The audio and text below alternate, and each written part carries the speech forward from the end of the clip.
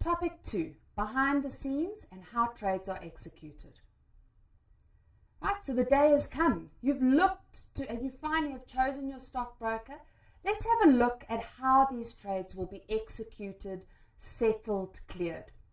Well, first of all, what are you going to do? You're going to decide whether you want to buy, remember, that's a bid, or sell, the offer on one of your shares.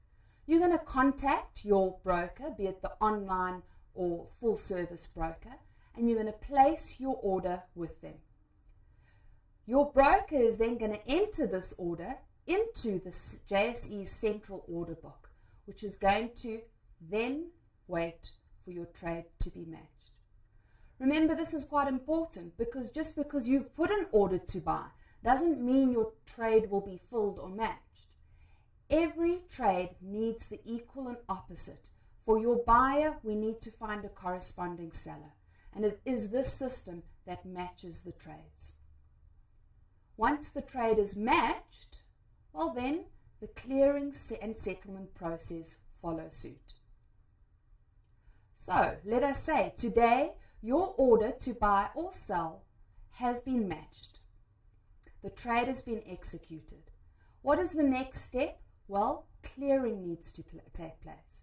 This really is the determination and calculation of the exact number of shares and the amount of money that needs to be paid by the buyer.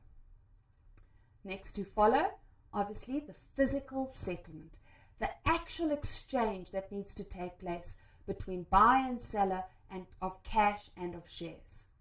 Now you'll notice that this whole process from when the trade has been matched, say today, and clearing and settlement does in fact take 5 business days to complete. So in other words, 5 business days later is when the relevant accounts will be updated and the cash will change hands. Now, before we go any further and we even consider investing in share markets, once again, I have to remind you that costs erode returns.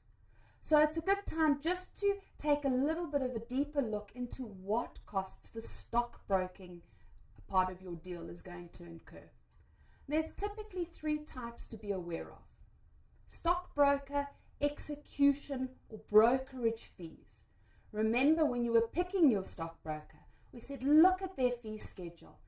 How do they actually charge you for each and every trade whenever you buy and sell? Is it a flat fee? Is it on a sliding scale, for example? These stockbroking fees do the research. There are other fees to bear in mind as well, and these are the mandatory costs that take place from a trade being executed and your position going into the system.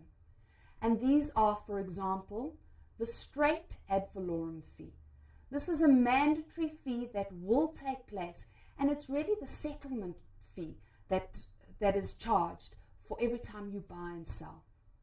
Other mandatory costs also include the investor protection levy, and this is actually issued by the FSB as part of their regulation and making sure the stockbroker, you are protected in this environment.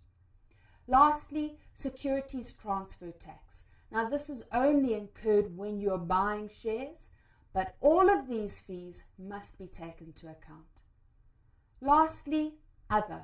Well, there's other costs to take into account. Bear in mind minimum balance fees that the stockbroker might charge you.